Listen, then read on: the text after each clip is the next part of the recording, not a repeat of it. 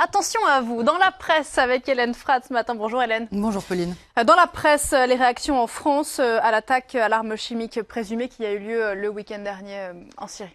Libération évoque ce matin une attaque toxique qui a fait plusieurs dizaines de morts, dont beaucoup de femmes et d'enfants, comme ce petit garçon qu'on voit à la une qui aurait été tué à Douma. L'impunité jusqu'où, demande Libé. D'après le journal, cette fois, la communauté internationale pourrait se décider à réagir, à punir le régime syrien et le président Assad.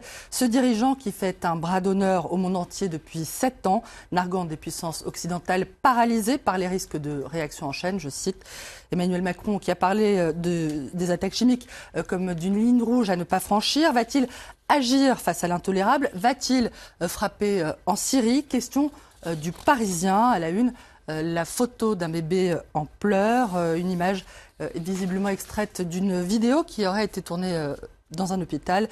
D'après le journal, l'attaque de samedi serait un défi pour la politique étrangère de la France, pour sa crédibilité. À voir aussi avec Pauline le dessin de Rançon. Attention à ne pas franchir, à ne plus franchir cette ligne rouge, Bachar, dit le président français, du haut d'une montagne de cadavres. Quelle doit être la réaction de la communauté internationale face à l'utilisation présumée d'armes chimiques? On en parlera avec Armel Charrier dans Décryptage à 7h40. Emmanuel Macron qui va rencontrer par ailleurs tout à l'heure le prince héritier d'Arabie Saoudite à l'Elysée. Le chef de l'État en profitera-t-il pour évoquer avec Mohamed Ben Salman le sort de Raif Badawi, actuellement emprisonné en Arabie Saoudite? C'est ce qu'espère sa famille, rencontrée par le Parisien au Québec, où elle a trouvé refuge. J'ai appris sur Internet que papa avait été fouetté, témoigne l'un de ses enfants, l'un des enfants du blogueur saoudien, incarcéré depuis bientôt 6 ans. Pauline, pour avoir appelé à l'ouverture du royaume saoudien. Dans la presse également, le début de l'évacuation de la ZAD de Notre-Dame-des-Landes hier dans l'ouest de la France. Le gouvernement affiche sa fermeté face aux opposants au projet d'aéroport qui a finalement été abandonné.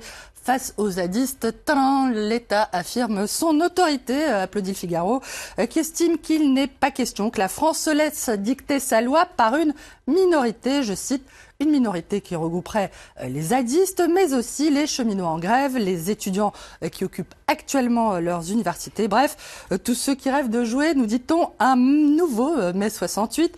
Les anarcho-écologistes, les gauchistes et les syndicalistes jusqu'aux boutistes, je cite, ça rime. Une analyse semblable à celle de l'opinion qui voit dans les conflits sociaux du moment le retour des ultras. Dans le dessin de CAC, un casseur explique donc à un journaliste: on est obligé d'être violent, sinon la démocratie s'impose à nous. Le gouvernement affirme qu'il agit au nom de l'état de droit. Ce n'est pas une analyse partagée par Serge Quadroupani. Interrogé par l'Obs, l'écrivain qui a écrit un livre justement sur le mouvement zadiste explique qu'il n'y avait en réalité aucune urgence à évacuer les squatteurs, qui n'empêche rien puisqu'il n'y a plus rien à construire.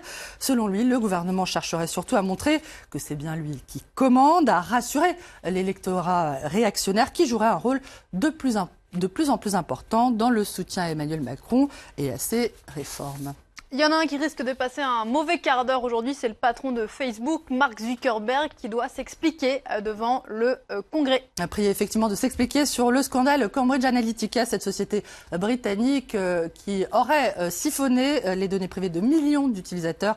Zuckerberg a déjà rencontré plusieurs élus hier et on le voit, c'est à la une du Guardian au Royaume-Uni qui cite un extrait de ce que Zuckerberg va dire devant le Congrès. Nous n'avons pas fait assez pour empêcher ces outils d'être utilisés de façon mal intentionnée. C'était mon erreur et je suis désolé. Zuckerberg a-t-il été dépassé par sa propre créature? Le dessin signé Martinera, partagé par Courrier International, le montre s'étranglant lui-même avec le F de Facebook. Allez, on va pas se quitter là-dessus. Je vous propose pour terminer de jeter un cil à l'Obs qui vous parle de vos sourcils. Et c'est important, figurez-vous, car vos sourcils ne servent pas seulement à ce que vous croyez. Une étude anglo-portugaise, ça va de soi, révèle que non, cet ornement pileux ne sert pas qu'à protéger vos yeux de la sueur. Vos sourcils jouent aussi un rôle extrêmement important dans la mastication, dans le fait de mâcher, en protégeant votre crâne contre les dommages de ces vibrations. Ne me remerciez pas pour cette info capitale, primordiale. Bonne journée à tous. Merci Hélène, on mourra moins vite, on parlait